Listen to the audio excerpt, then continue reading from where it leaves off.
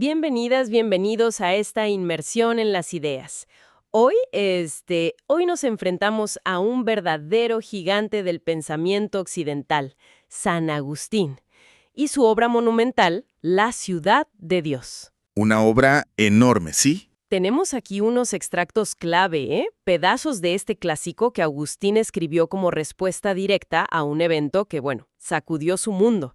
El saqueo de Roma por los godos en el 410. O sea, imaginen el shock. Terrible, sí. Un antes y un después para muchos. Nuestra misión hoy es justo esa, ir más allá de la superficie, desentrañar las ideas centrales de Agustín que nacieron de esa crisis, cómo respondió a quienes culpaban al cristianismo, qué visión tenía de la historia, de la sociedad misma, del destino humano. Exacto. Queremos entender por qué este libro, escrito hace tantísimos siglos, sigue resonando y qué chispas de entendimiento puede ofrecernos hoy. Exacto. Y fíjate, no es solo una defensa del cristianismo, aunque empieza así. Es un análisis profundísimo de la condición humana. Ah, claro. Agustín nos presenta este contraste fascinante entre como dos lealtades fundamentales, dos amores que definen todo. La ciudad terrenal volcada en lo inmediato, lo pasajero, ¿no? El poder, la gloria de este mundo. Lo que vemos. Y por otro lado, la ciudad celestial, que vive por la fe orientada hacia lo eterno. Vamos a explorar sus argumentos sobre la caída de Roma, claro, pero también sobre qué eran realmente los dioses paganos, por qué sufrimos, dónde encontrar la verdadera felicidad. Temas universales, ¿no crees? Totalmente universales. Y empecemos justo por ahí, por el detonante, el contexto inmediato. Roma, la invencible, saqueada. Y claro, surge la pregunta, el dedo acusador. Uf, sí. Muchos paganos decían, mientras honrábamos a nuestros dioses, Roma era la dueña del mundo.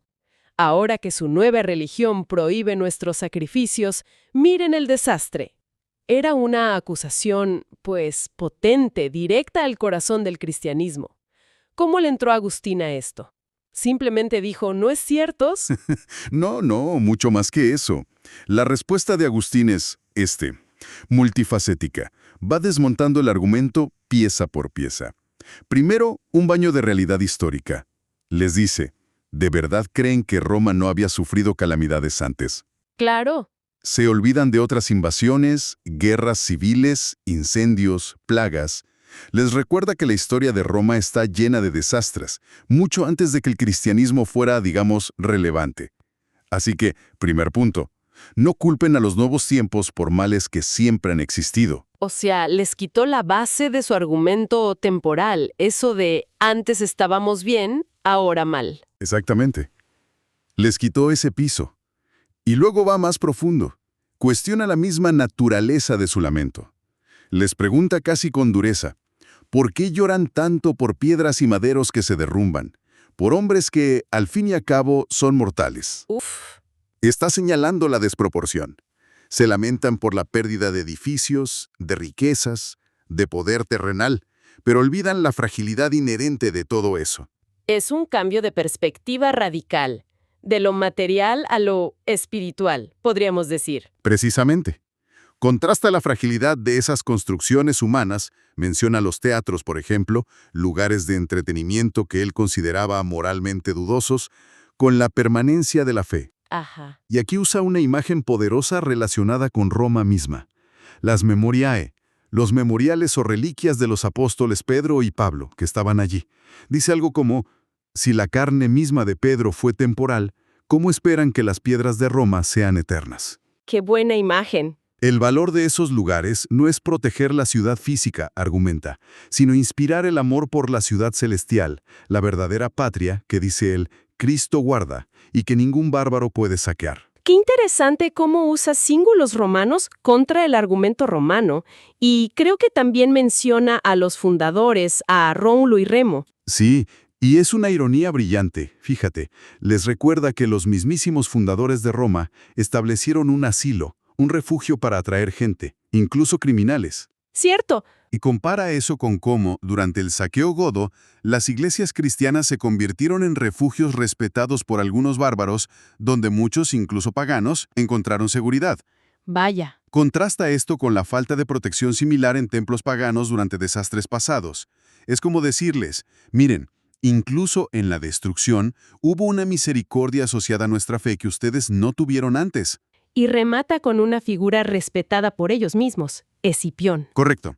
Cita a Escipión, el destructor de Cartago, un héroe romano, quien supuestamente dijo algo así como, ¿de qué sirve una república con muros imponentes si sus costumbres morales están por los suelos? Uf, directo. Con esto Agustín redirige completamente la culpa. El problema no son los tiempos cristianos, dice, sino la decadencia moral interna de Roma, sus vicios, su corrupción, que persistían incluso en medio del saqueo. Esa es la verdadera ruina, insiste, no la caída de los muros. Vaya defensa. No solo para el golpe, sino que contraataca y redefine el problema por completo. Y a partir de aquí, me parece, construye su gran visión, esa idea que marcó el pensamiento occidental, las dos ciudades. Pero, no son lugares físicos, ¿verdad? Para nada. Esa es la genialidad del concepto. No habla de Roma versus Jerusalén, ni de un imperio contra otro. Son dos sociedades, digamos, místicas, invisibles en cierto sentido, definidas únicamente por el objeto de su amor. El amor. Sí, es una dicotomía que atraviesa toda la humanidad, toda la historia. Ok. Exploremos eso un poco más. ¿Cuáles son exactamente y qué las define? Bueno, por un lado, está la ciudad terrenal, la ciudad del hombre. Agustín dice que nace del amor propio hasta el desprecio de Dios. ¡Qué fuerte! Sí, es una frase potente.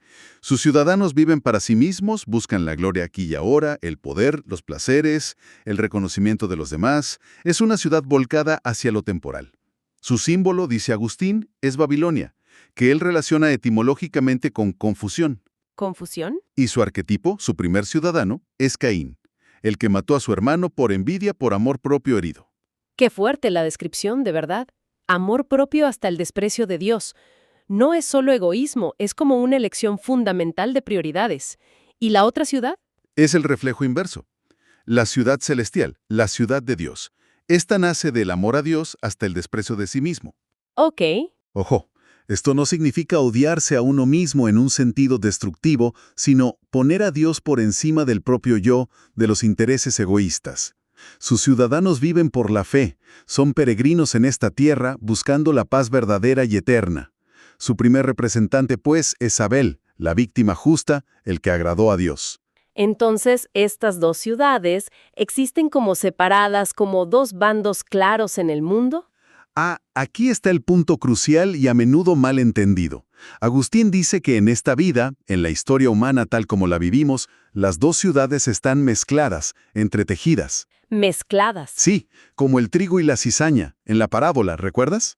En la misma familia, en la misma ciudad física, incluso dentro de la misma iglesia visible, hay ciudadanos de ambas. No puedes trazar una línea clara en el mapa.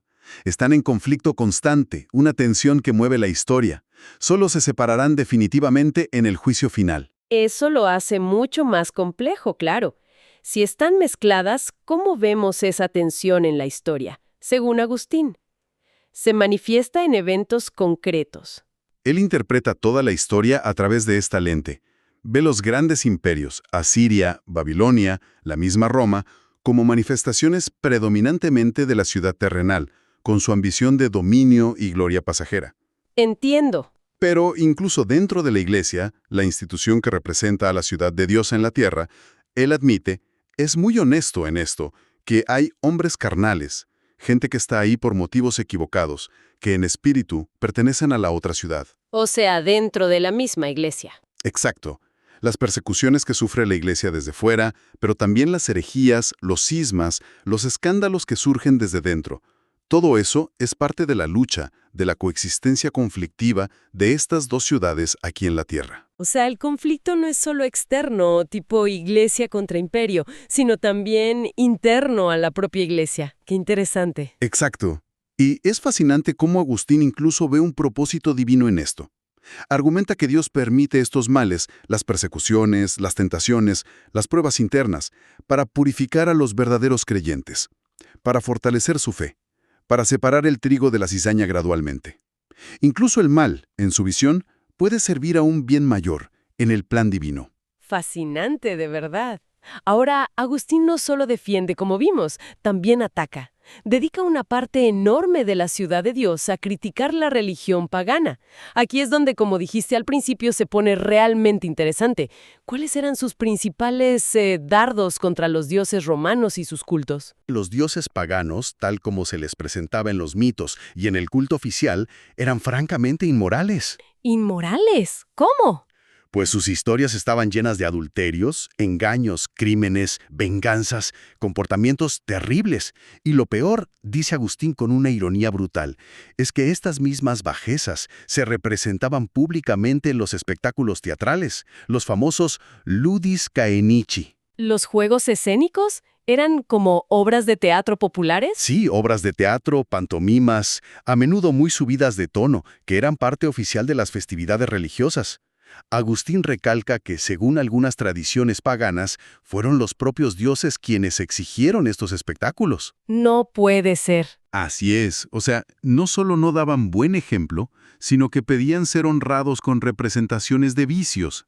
Entonces Agustín pregunta, ¿qué clase de guía moral pueden ofrecer dioses así? ¿Qué clase de virtud se puede aprender de ellos? Es una muy buena pregunta. Parece un contrasentido total. ¿Qué más criticaba? Se burla casi de la extrema especialización del panteón romano. Había una multitud casi ridícula de dioses menores para cada pequeña cosa de la vida.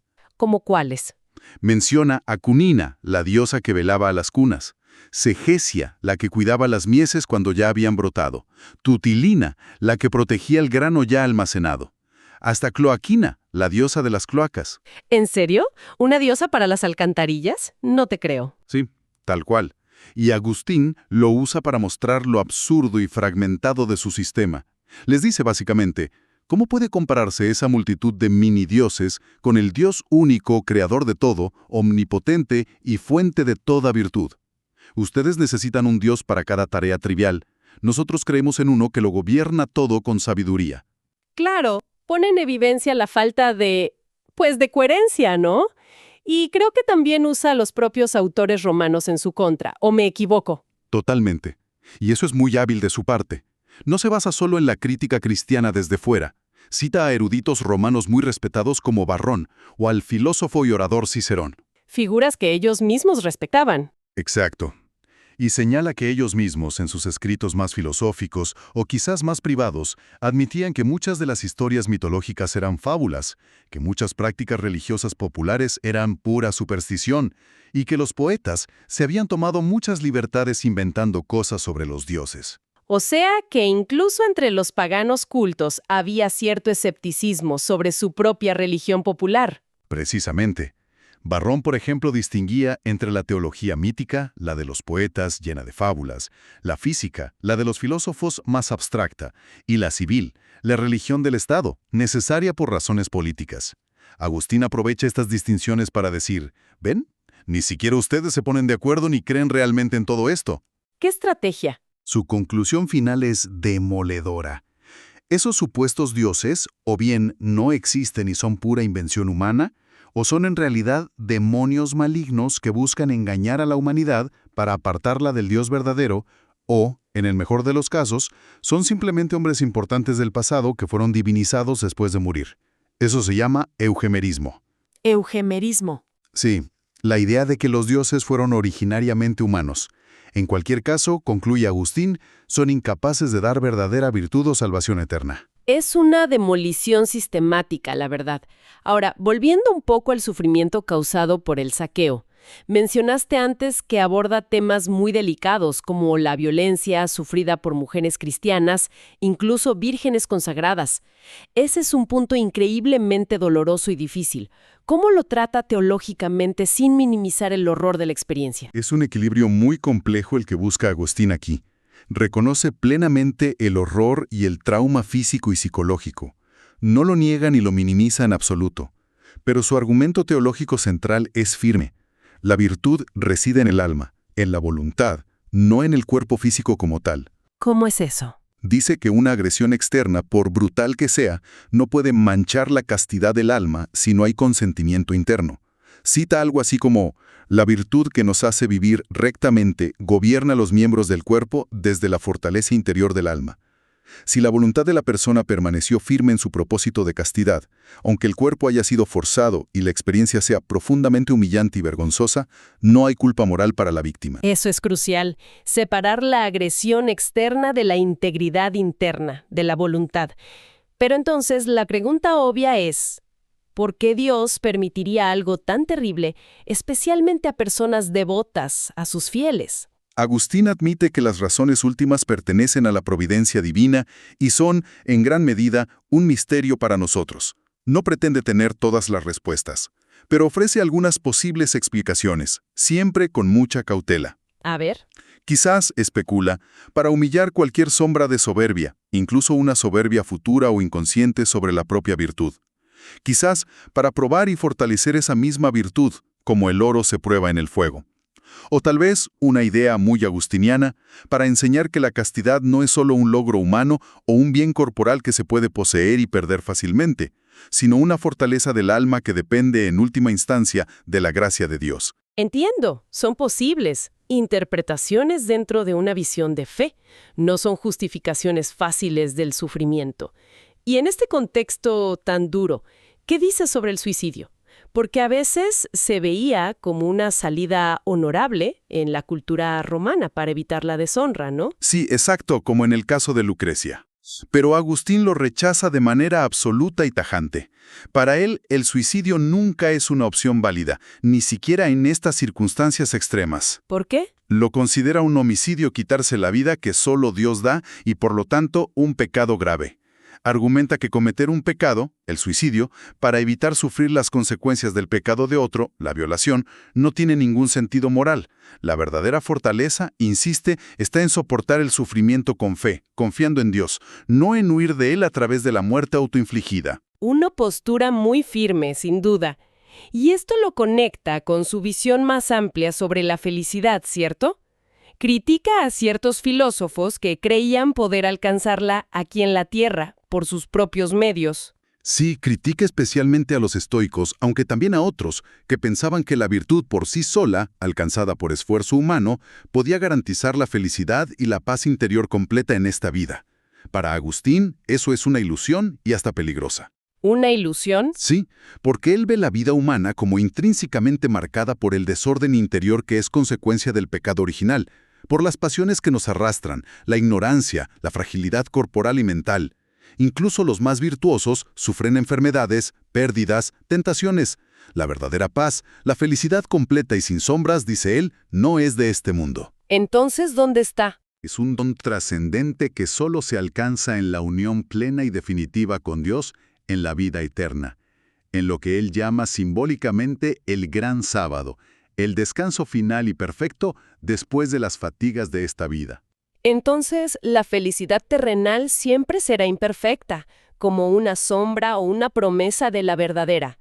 Y esto nos lleva a temas aún más de fondo que tocan estos extractos: la creación, los ángeles, el libre albedrío.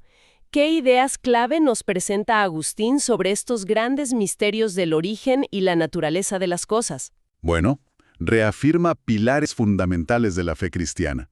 Primero, Dios como creador único de absolutamente todo lo que existe, tanto lo visible como lo invisible, lo material como lo espiritual, como las almas y los ángeles.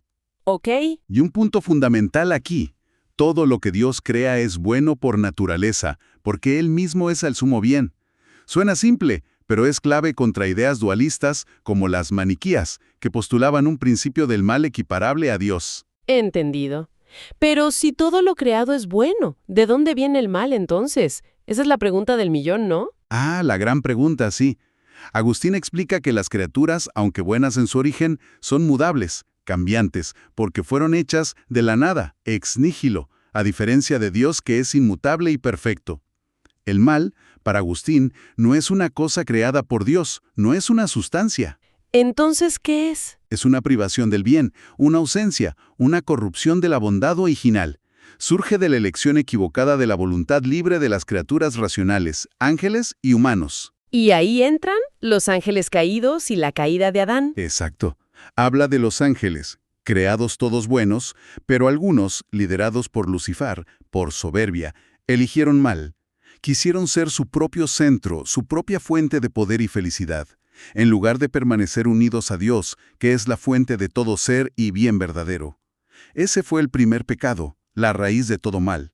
Al apartarse voluntariamente de Dios, se cayeron, se corrompieron y se convirtieron en demonios. ¿Y Dios no pudo evitarlo? ¿O no lo sabía de antemano?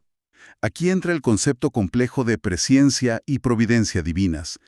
Agustín sostiene que Dios, en su conocimiento eterno y perfecto, sabía de antemano que algunos ángeles y luego los humanos caerían usando mal su libertad. Pero aún así los creó libres. Exacto. Porque permitir la posibilidad de la caída era, en cierto modo, el precio de crear seres verdaderamente libres, capaces de amar. Dios no causa el pecado, pero lo permite dentro de su plan soberano. Y aquí viene lo asombroso para Agustín. Dios es tan poderoso y sabio, dice él, que incluso del mal puede sacar un bien mayor. ¿Cómo? Integrando esas elecciones libres equivocadas en su propósito final para el universo, de maneras que a menudo nos superan, que nos parecen incomprensibles desde nuestra perspectiva limitada. Eso conecta directamente con el libre albedrío humano.